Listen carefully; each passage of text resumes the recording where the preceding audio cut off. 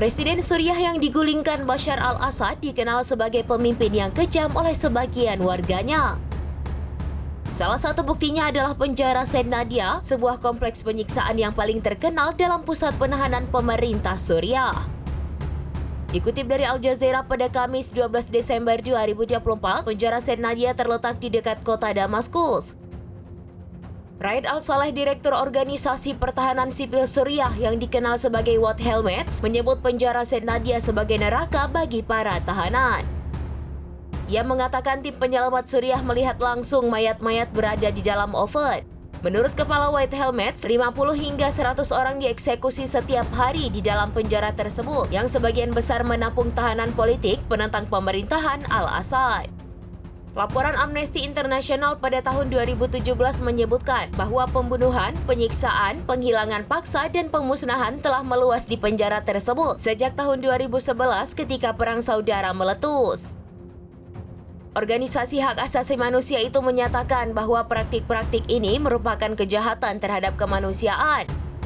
Pada Minggu 8 Desember 2024, pasukan oposisi memasuki penjara Said Nadia dan membebaskan ribuan tahanan. Bagi para kritikus al-Assad, penjara ini melambangkan kebrutalan pemerintah.